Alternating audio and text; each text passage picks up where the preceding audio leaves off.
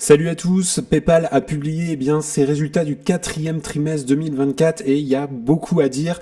Et donc aujourd'hui, dans un premier temps, on va forcément regarder ces chiffres clés du trimestre, notamment la croissance, les marges, notamment en termes de transactions aussi, mais aussi ce que ça signifie pour nous investisseurs. Évidemment, on va regarder les points forts et les points faibles qui sont ressortis dans ce rapport, également les perspectives pour l'année 2025, et puis reste bien jusqu'à la fin parce que je te donnerai évidemment mon avis et aussi sur tout ce que je fais puisque je suis exposé sur l'action PayPal. Et puis à travers le rapport qu'on a eu, on va essayer de répondre, est-ce que PayPal est toujours à un bon prix ou est-ce que l'action risque de souffrir en 2025? Donc on va regarder la valorisation surtout à la fin de la vidéo. D'ailleurs, tu peux en profiter pour mettre un petit like à la vidéo et t'abonner, ça permet de soutenir la chaîne et je te remercie grandement. Alors si on regarde ce qui est sorti dans ce dernier trimestre, donc le quatrième trimestre de l'année 2024, ils affichent plutôt une croissance modérée et des efforts aussi d'optimisation opérationnelle pour améliorer cette rentabilité. Donc on va regarder concrètement à gauche là, c'est le dernier trimestre 2024 et on va faire une comparaison notamment avec le trimestre de l'année dernière, donc le T4 2023, et on va regarder aussi en année pleine. Donc déjà dans le premier temps, le chiffre d'affaires, on est à 8,4 milliards ce trimestre, on a fait un plus 4% d'une année à l'autre.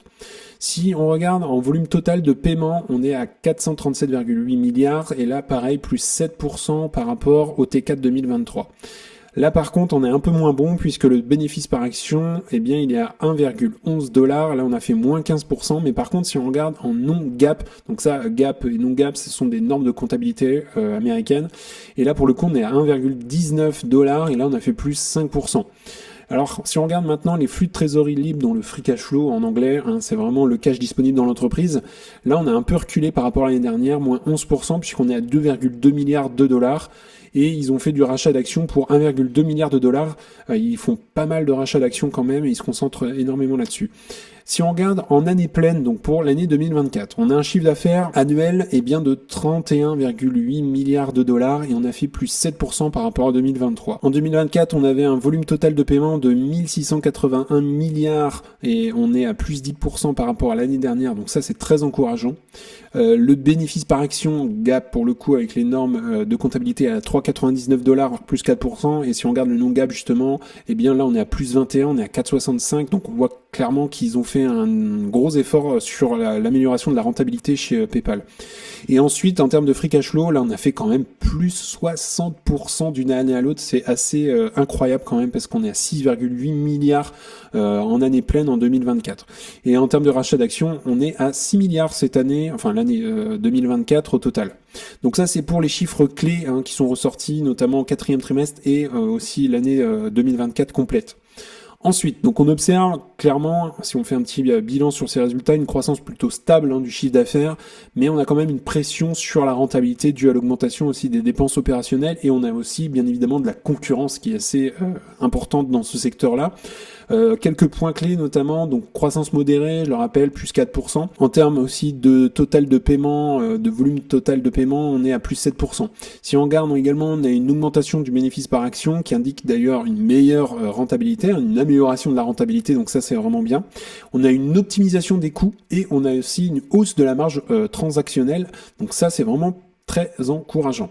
Deux points, on va dire un peu noirs peut-être, c'est une réduction de la marge opérationnelle qui est à 17,2%. Et puis on a une baisse quand même du nombre total de transactions à moins 3%, donc une conséquence d'une stratégie d'optimisation. Si on continue maintenant un peu plus en détail, justement, on va rentrer un premier point dans le segment checkout et les services de paiement. Donc PayPal, donc ils ont un segment des paiements qui reste vraiment, on va dire un moteur principal, avec une croissance qui s'établit à plus 7%. Le checkout PayPal, qui est le service principal, a progressé lui de plus 6%, qui est soutenu notamment par l'optimisation du parcours utilisateur et aussi une meilleure intégration des marketplaces. Si on regarde également, ils ont Venmo qui continue d'accélérer avec une croissance de 10% en termes de volume de paiement grâce à la popularité notamment croissante de son service de carte de crédit et de paiement entre amis. Et par contre, on a le segment Braintree qui fournit justement des solutions de paiement pour les commerçants qui lui ralentit mais continue quand même de contribuer à la croissance de la marge, notamment avec une transition vers des marchés un peu plus profitables. Donc ça, c'est pour le service des paiements. Deuxième point, si on regarde en termes de rentabilité et de marge, donc malgré, j'ai noté la croissance du chiffre d'affaires, quand même les marges de PayPal sont quand même sous pression, en raison notamment d'une augmentation des dépenses opérationnelles. Si on regarde le transaction margin dollar, donc TM dollar en abréviation, lui il a progressé de plus 7% à 3,9 milliards de dollars justement, mais le bénéfice par action, on l'a dit tout à l'heure, à moins 15, donc là on est un peu moins bon là-dessus. Le bénéfice par action non GAAP, donc sans les normes, est en hausse, lui à 1,19 dollars, et là ça montre vraiment une meilleure performance en excluant justement certains coûts, et on voit quand même que les dépenses en innovation et en marketing pèsent un peu quand même sur la rentabilité de PayPal. La marge opérationnelle était à 17,2 en norme GAAP, en T4, et en 2023 on était à 21,5, donc là on a fait un moins 4,3 points. Et si on regarde en non-GAAP, on était à 18% au dernier trimestre et on était à 18,3% au trimestre 4 de l'année 2023. Donc on a un peu reculé quand même sur cet aspect marge opérationnelle. On a quand même des dépenses en innovation et marketing, mais ça m'inquiète pas trop sur cet aspect-là. Ensuite, si on regarde en termes de stratégie de partenariat pour PayPal, là ils ont plutôt une stratégie agressive pour rester vraiment le leader dans le paiement digital. Ils ont des partenariats stratégiques notamment avec des plateformes de e-commerce et aussi des banques qui renforcent bien son adoption. Et puis troisième point aussi, on a de nouveaux services qui sont en préparation, notamment des améliorations du checkout et de l'expansion des paiements fractionnés. Donc maintenant, si on regarde en termes de rentabilité et de cash flow, donc là les flux de trésorerie libre, donc free cash flow en anglais, c'est vraiment un indicateur clé pour sa capacité à financer notamment la croissance, le rachat d'actions. On ne rachète pas avec n'importe quoi, et donc le free cash flow sont là pour ça. T4, donc 2024, on est à 2,2 milliards. Il y a un an, on était avec 2,5, donc là, on fait moins 11, principalement en fait à cause d'une baisse des marges opérationnelles en partie. Mais on a quand même la génération de cash qui reste assez solide, et ça, avec 6,8 milliards, notamment sur l'année 2024, on a fait quand même un plus 60% en année pleine si on regarde, on l'a dit tout à l'heure. Donc là c'est vraiment, ils ont énormément progressé là-dessus, et ça c'est vraiment vraiment bien qu'ils aient du cash dans l'entreprise. Si on regarde en termes de rachat d'actions maintenant, donc le rachat d'actions c'est assez important je trouve, puisque ça permet notamment de réduire bien la part du gâteau pour les actionnaires, et donc s'il y a moins de part forcément bien le cours de l'action aussi a tendance à augmenter derrière, donc en fait c'est tant mieux bien pour nous. Si on regarde, ils ont 1,2 milliard de rachat d'actions pour le dernier trimestre 2024, et sur l'année pleine, on était à 6 milliards de dollars en termes de rachat d'actions. Nouvelle autorisation de rachat de 15 milliards qui a été annoncée justement dans ce nouveau et dernier rapport. Donc un impact notamment, c'est la réduction de 6% du nombre total d'actions en circulation, et donc, comme je le disais, ça augmente mécaniquement le bénéfice par action. Ensuite, ils ont aussi annoncé la guidance, en gros c'est des prévisions sur 2025, et le premier trimestre 2025, ils annoncent un bénéfice par action à entre 1,15 et 1,17 dollars, donc on a plus ou moins 8% d'une année à l'autre. Si on regarde également en termes de volume de transactions, on serait entre 3,6 milliards de dollars et 3,65 milliards de dollars, donc là on a plus 4-5%. Maintenant ils ont également fait des perspectives sur l'année complète 2025, et là on aura un bénéfice par action qui s'établit entre 4,95 et 5,10 dollars par action, et là on est à plus 6-10%. Le cash flow, on serait à 6 milliards, 7 milliards, donc je le rappelle, cette année on était à 6,8 milliards sur l'année, on l'a dit tout à l'heure, 2024, là ils seront entre 6 et 7 milliards de dollars, donc globalement ça va ressembler, je pense, en termes de free cash flow à 2024, et donc du rachat d'actions prévu à hauteur de 6 milliards pour l'année 2025, l'année pleine. Donc l'entreprise met vraiment l'accent sur l'efficacité, la réduction des coûts et aussi l'optimisation de son modèle économique. Donc c'est plutôt encourageant pour le coup. Alors on va regarder maintenant la valorisation, on va surtout comparer un petit peu avec les perspectives, ce qu'on a eu avant notamment. Donc en termes de valorisation, donc on a un taux de croissance sur 5 ans, une moyenne de 18% des free cash flow. Sur une moyenne 10 ans, on est à 16,52%, ce qui est quand même vraiment pas mal. En termes de ratio prix-free cash flow, aujourd'hui, on a une entreprise quand même qui a un ratio de 11,66, ce qui est vraiment très très bas, contrairement à sa moyenne historique qui était à 28 et sa moyenne 10 ans qui était à 29. Donc là, quand même, il y a quelque chose qui me dit, il y a matière à creuser.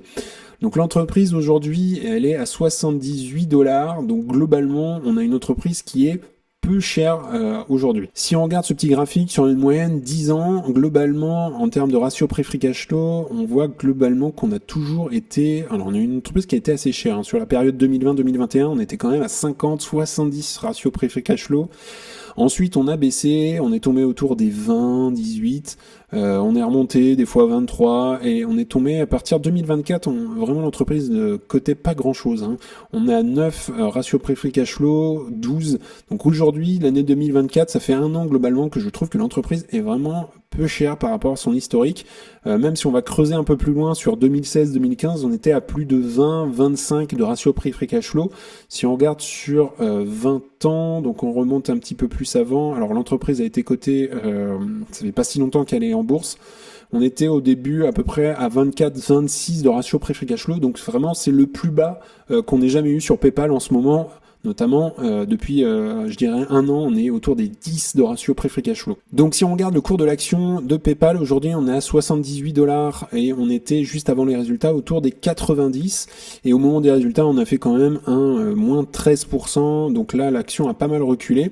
Si on regarde sur un an, globalement, l'entreprise, elle a plutôt, elle avait d'ailleurs traîné au début de l'année 2024, hein, je m'en souviens globalement, on traînait à peu près d'ailleurs autour de mon prix d'achat, puisque je l'avais acheté autour des 60 $. Et ensuite, elle a bien performé à partir de août 2024, et on a fait quand même en l'espace de quelques mois un plus 50% sur le cours de l'action, donc c'est vraiment pas mal. Et là, elle a chuté un peu suite notamment aux résultats. Donc si on fait une conclusion, globalement, dans ce résultat, en termes de force, j'ai noté une croissance modérée mais stable des revenus. On a quand même une amélioration des marges transactionnelles et aussi on a une réduction des coûts voulus par l'entreprise. On a une politique de rachat d'actions massive, ça soutient la valorisation, et ça c'est plutôt positif, parce qu'une entreprise qui rachète fortement ses actions, déjà accroît dans son business et à son futur, et ça c'est plutôt engageant et positif. Si on regarde également, on a une bonne adoption aussi des produits innovants comme le Checkout et Venmo. Ensuite, j'ai noté 3 risques. On a quand même une petite baisse du nombre de transactions qui est à moins 3%. On a également une marge qui est en recul, alors en norme gap. Ça peut inquiéter peut-être certains investisseurs. Et puis on a également une concurrence quand même, faut le noter, assez accrue dans le secteur des paiements numériques. Donc je le rappelle ici, je ne donne pas de conseils en investissement, c'est hyper important que tu ailles faire toi tes propres analyses sur l'entreprise. Donc verdict sur l'entreprise, on a un PayPal qui se repositionne évidemment ici sur la rentabilité, on a pu le voir, et aussi sur l'innovation, et ça me plaît beaucoup. On a eu quand même une longue traversée du désert à un moment donné avec PayPal, et on a quand même des bonnes perspectives qui sont positives pour l'année 2025 qui commence. On aura une croissance quand même modérée, et donc on a une entreprise ici que je trouve moi intéressante quand même pour le long terme, avec du cash flow et aussi du rachat d'actions. Et mon prix d'achat aujourd'hui, moi, il est aux alentours des 70 $ à peu près. Donc globalement, on y est, on arrive sur à peu près le prix qui m'intéresserait pour avoir un bon retour sur investissement et aussi avoir une marge de sécurité. Évidemment. Voilà, donc globalement sur PayPal, ce qu'on a pu avoir et ce qu'on peut en tirer notamment de ce dernier rapport de l'année 2024. D'ailleurs, toi, tu peux me dire en commentaire sous la vidéo ce que tu penses des résultats de PayPal, si tu es exposé sur l'entreprise ou si tu as envie de t'exposer sur l'entreprise. N'hésite pas à me dire ça sous la vidéo. Également, si tu souhaites accéder à You Can Invest App, c'est le premier lien en description, et dans ton espace membre, tu auras accès à ma watchlist avec mes objectifs de prix. Tu auras également accès au best stock, c'est-à-dire les meilleures actions à détenir dans ton portefeuille. Tu auras également accès à un discothèque cash flow pour estimer le juste prix à payer. Tu auras également accès à une communauté privée d'investisseurs, et le gros plus, ce sont en fait les appels vidéo avec moi-même, pour t'accompagner dans ta stratégie, faire grossir ton patrimoine. On analyse des actions ensemble, ton portefeuille, et on trouve des solutions pour faire grossir ton patrimoine. Donc c'est le premier lien en description si tu souhaites nous rejoindre. En tout cas, on en a fini pour aujourd'hui. N'hésite pas à liker la vidéo, à t'abonner, ça fera grandir la communauté et puis ça me soutient. Si tu souhaites regarder une autre vidéo, tu peux cliquer juste ici. En tout cas, je te souhaite une excellente journée et à très bientôt pour une prochaine vidéo. Salut!